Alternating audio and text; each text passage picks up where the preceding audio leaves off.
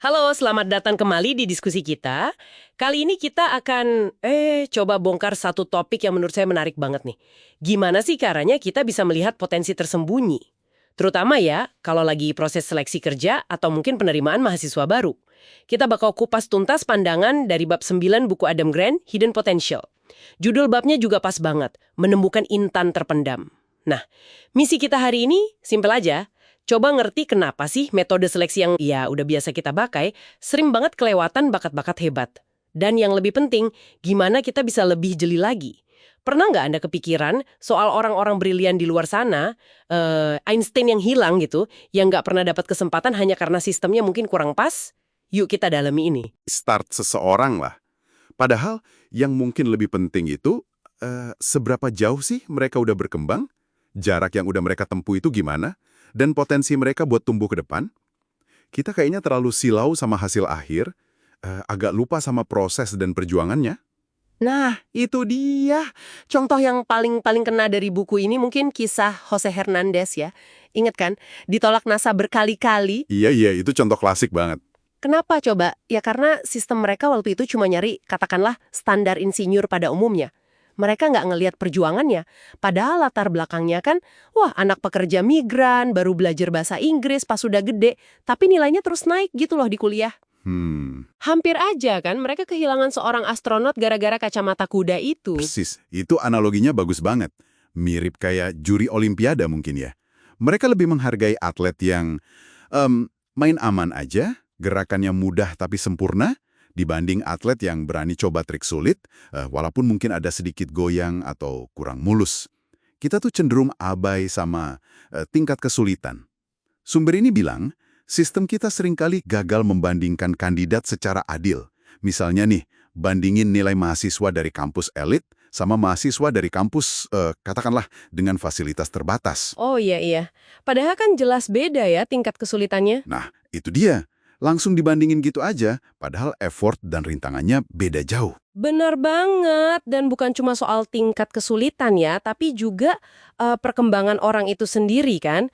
Ada data menarik loh di buku ini, ternyata nilai di tahun terakhir sekolah atau kuliah, dan terutama tren peningkatannya, apa istilahnya tadi, Grade Point Trajectory ya, GPT. Betul, GPT. Nah, GPT itu katanya prediktor sukses yang jauh lebih kuat dibanding nilai rata-rata keseluruhan atau IPK. Apalagi IPK di awal-awal. Tapi anehnya, kok banyak institusi masih aja gitu terpaku sama IPK total.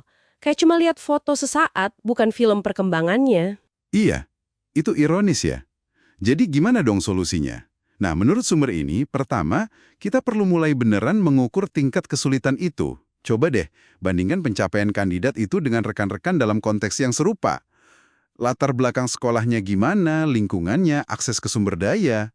Maksudnya gimana tuh, mengukur konteks? Ya misalnya, kayak audisi orkestra gitu. Mungkin standarnya perlu sedikit disesuaikan buat musisi yang belajar sendiri otodidak dibanding yang lulusan sekolah musik ternama. Tujuannya bukan buat ngasih keuntungan nggak adil ya, tapi lebih biar kita nggak sengaja menghukum mereka yang berhasil lewatin rintangan yang lebih berat, biar lebih fair aja. Oke, masuk akal. Jadi lihat konteks kesulitannya. Terus yang kedua tadi soal perkembangan kan? Gimana cara praktisnya kita bisa lihat lintasan perkembangan ini?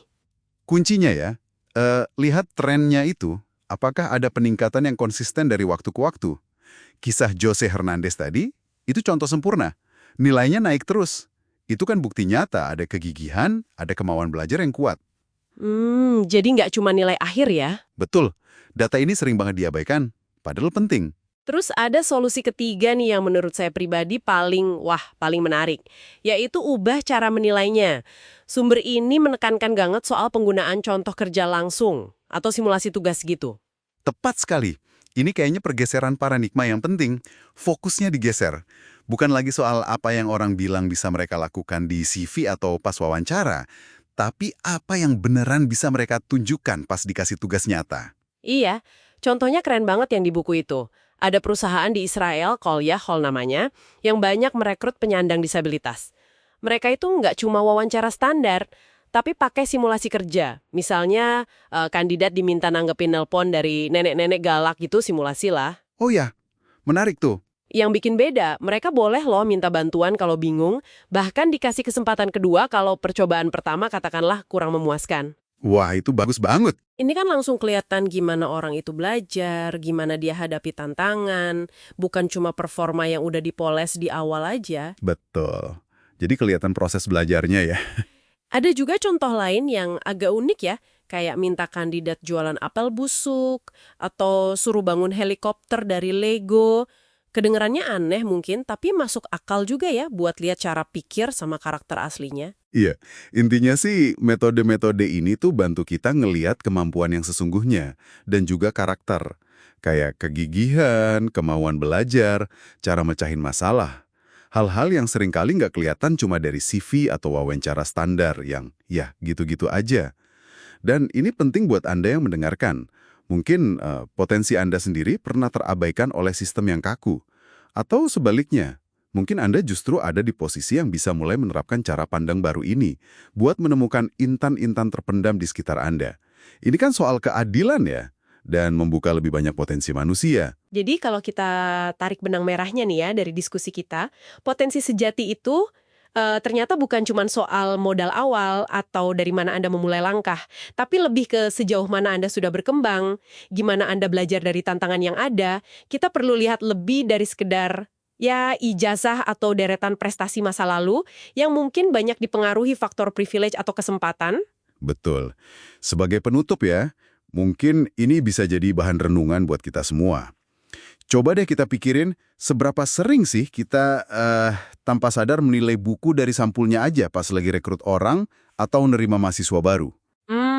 Iya juga ya. Berapa banyak potensi luar biasa model Jose Hernandez itu? Atau intan terpendam lainnya yang mungkin kita lewatkan gitu aja. Cuma karena kita terlalu fokus pada kilap di awal dan bukan pada potensi sesungguhnya yang ada di dalam. Nah, coba pikirkan deh. Apa satu perubahan kecil aja yang bisa Anda lakukan mulai sekarang untuk melihat sedikit lebih dalam saat menilai potensi seseorang di sekitar Anda?